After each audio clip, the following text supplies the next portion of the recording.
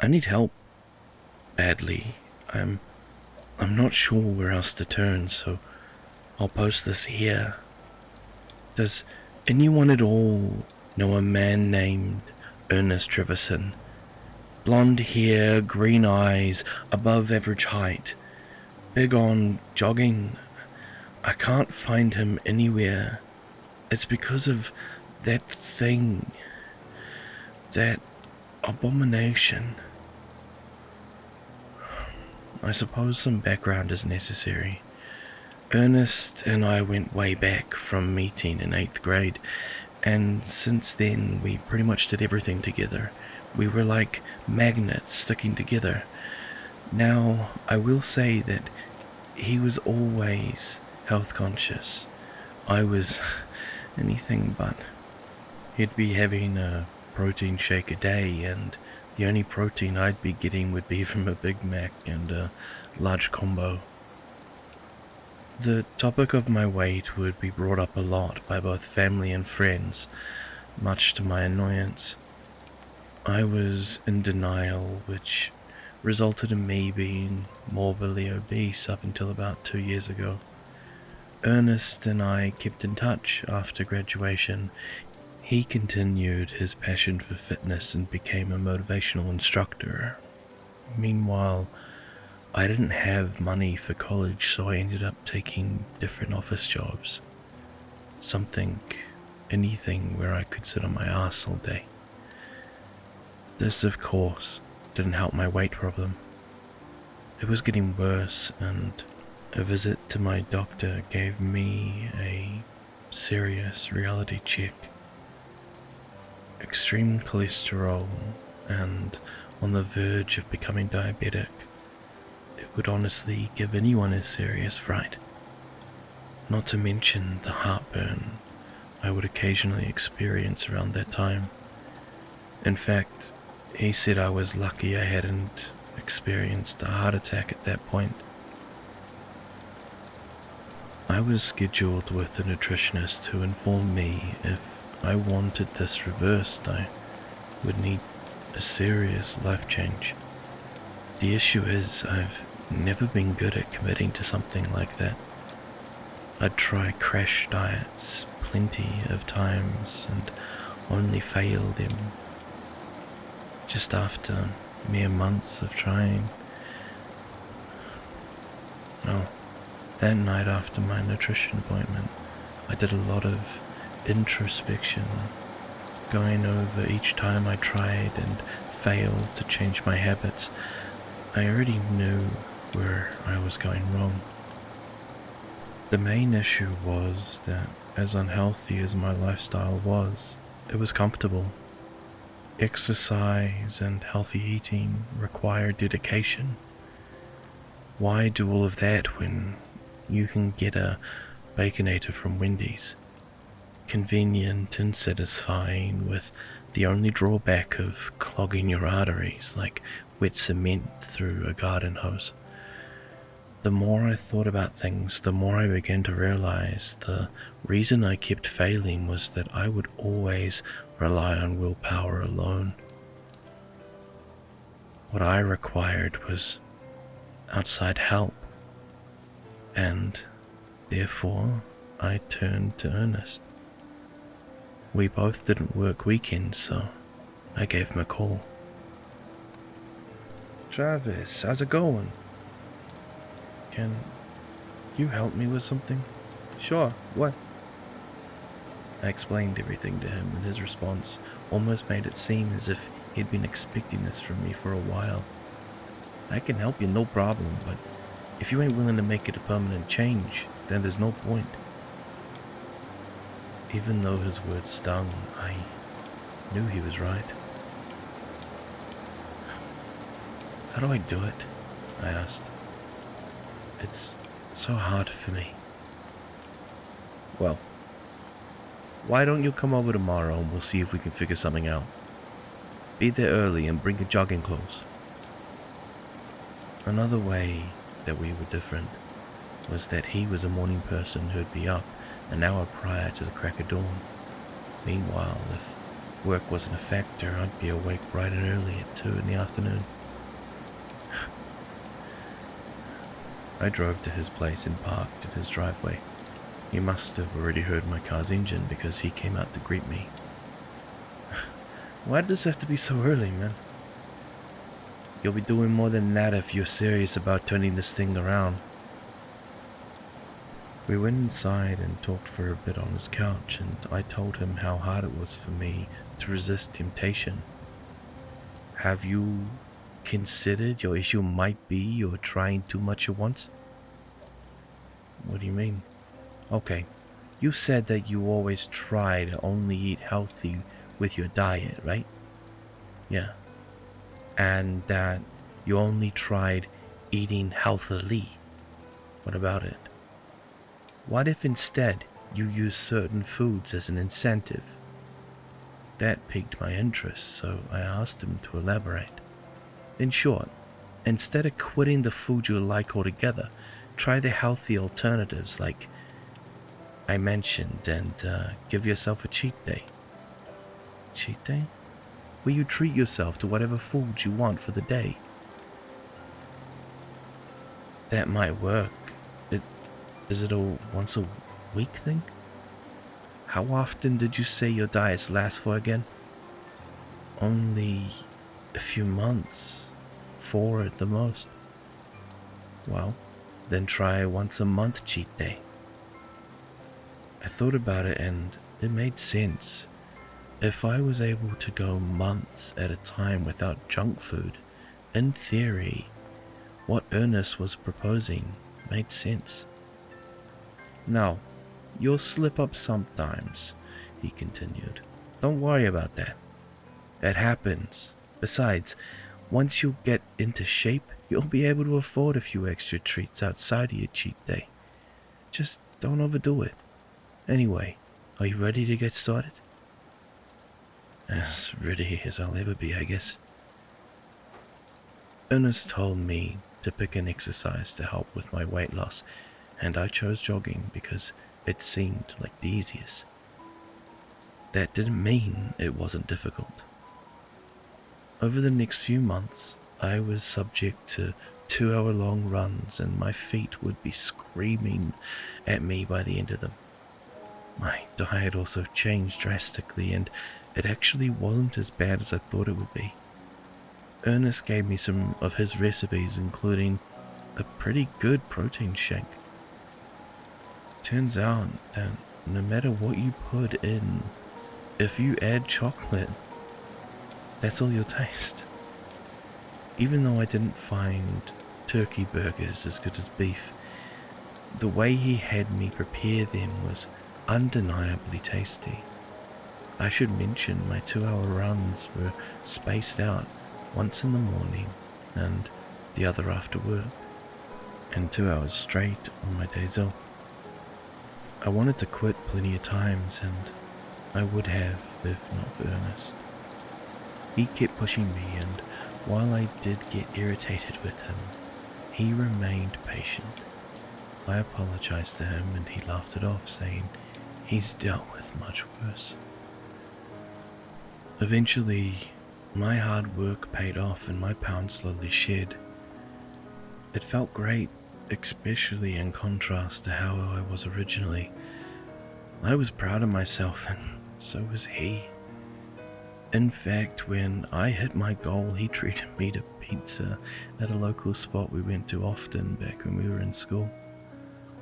He paid most of the time.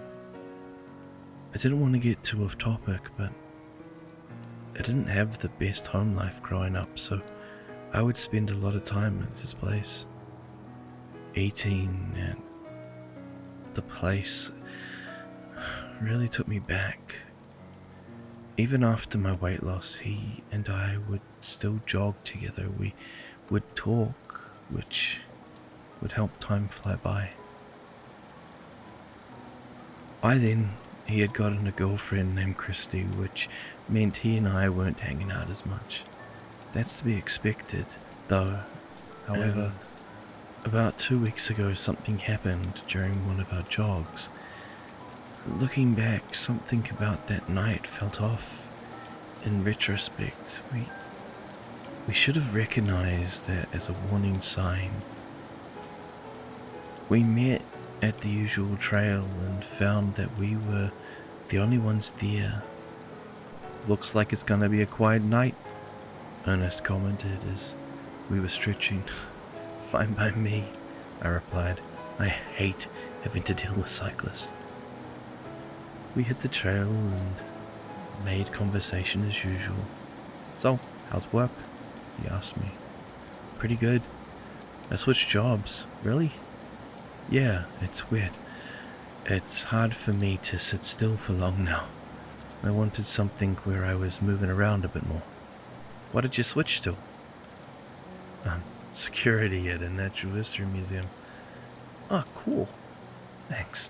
Anyway, what's been going on with you? He glanced at me, his lips curled into a smile. What is it? I asked with a slight chuckle. I'm going to ask Kirsty to marry me. Holy shit! Are you serious, dude? That's awesome! Who else have you told about this? Only you. Only me? Yeah, because yous won't talk. Kirsty means a lot to me, so I want to get this right. He and her really did make a good couple. I just wish their relationship didn't have to end the way it did. Well, good luck with that, man. Let me know where the wedding will be so I could drop off my gift. Come on, Travis, don't be like that. You know you're the only one I want as my best man. Truth be told, I've never seen the appeal of weddings. However, in Ernest's case, I was willing to make an exception. We were coming up to a curve on the trail that was overshadowed by branches. Alright, I guess I can pop in for a while.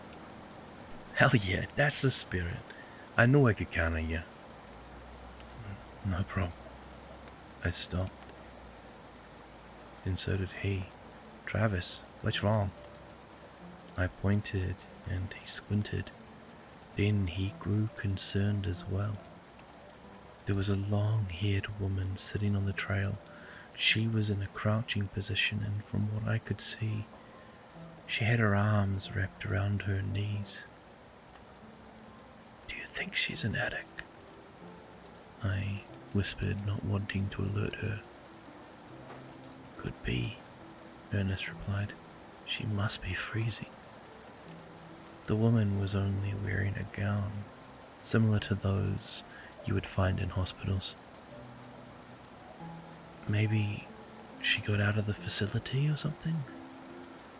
I said, you know what? I'm getting a bad feeling about this. We should head back.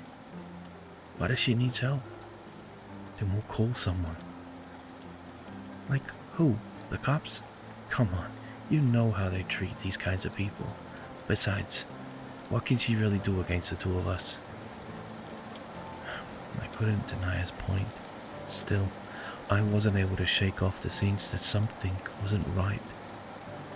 Look, Ernest went on.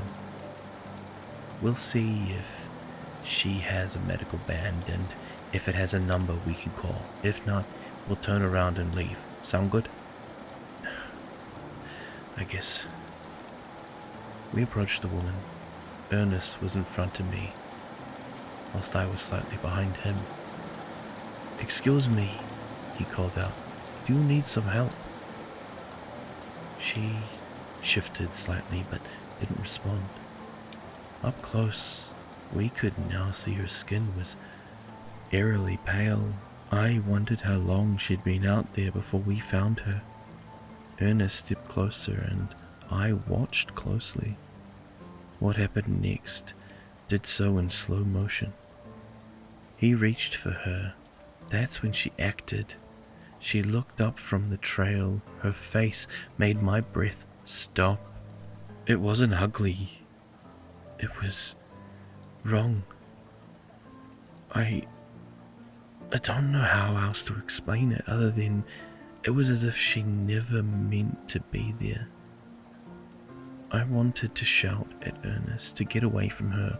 Before I could, it was already too late. Her hand shot out, grabbing his wrist, exposed between his gloves and sleeves. He vanished. It wasn't some rapture scenario where his clothes were left behind. He was completely gone, simply by that woman making contact with him.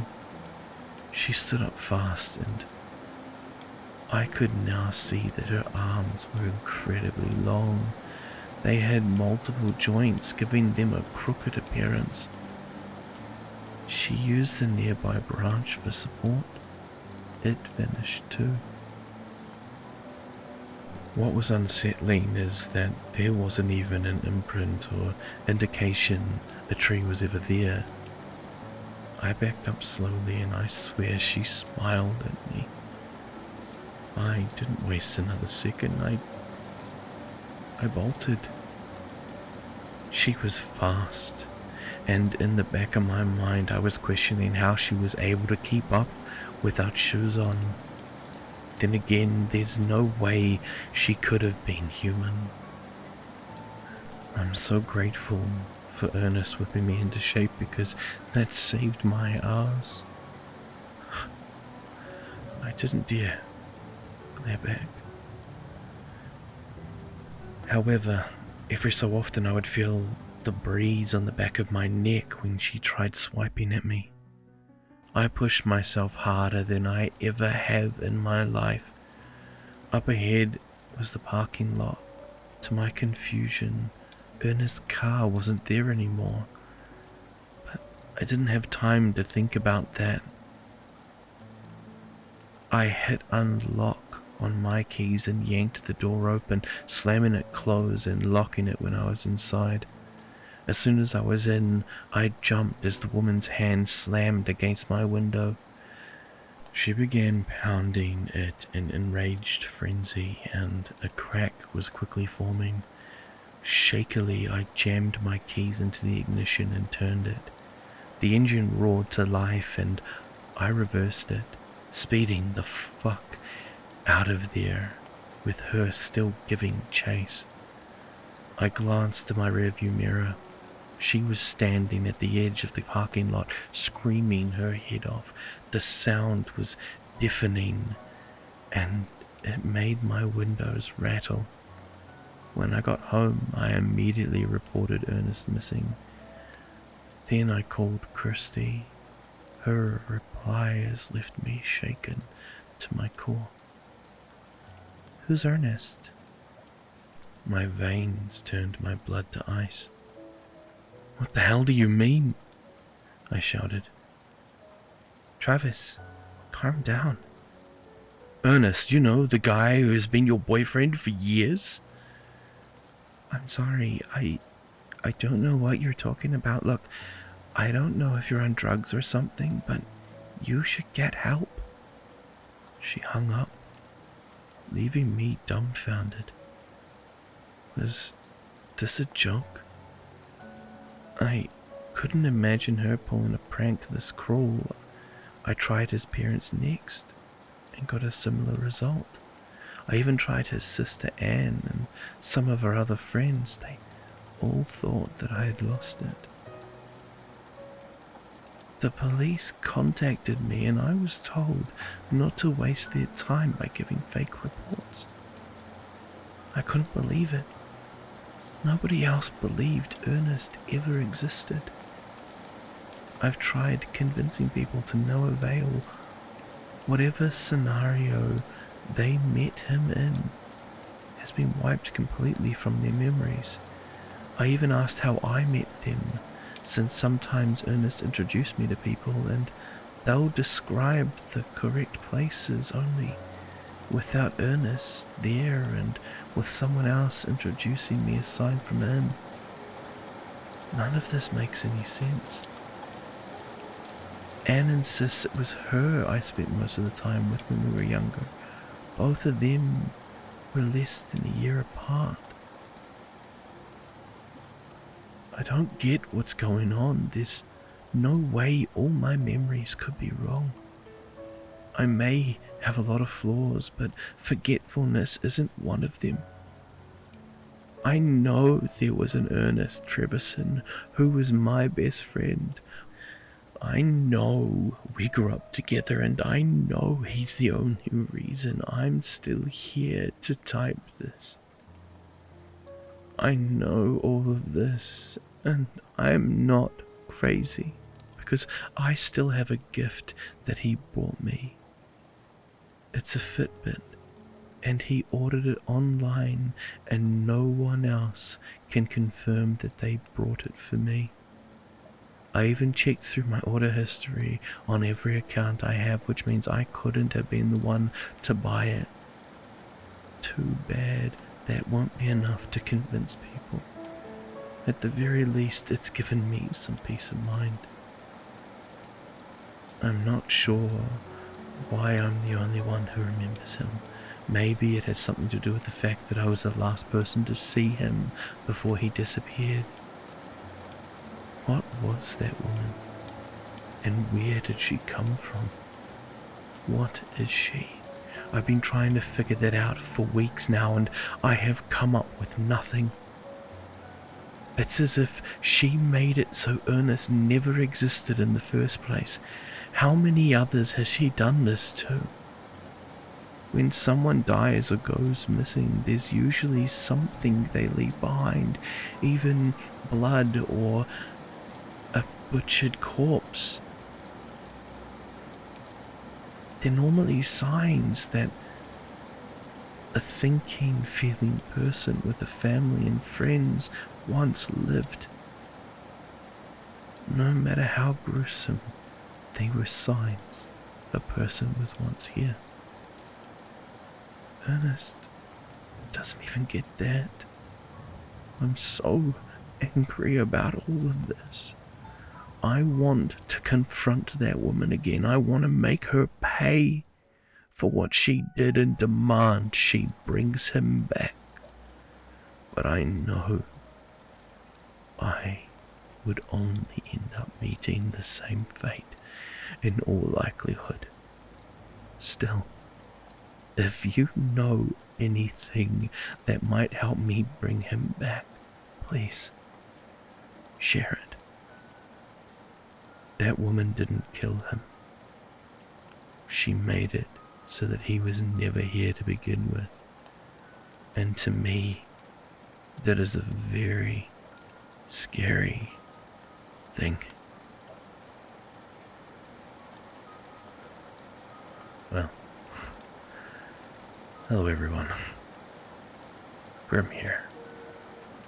I would like to welcome you to my nightmare, but I'm going to be trying something a little bit different for the next couple of recordings.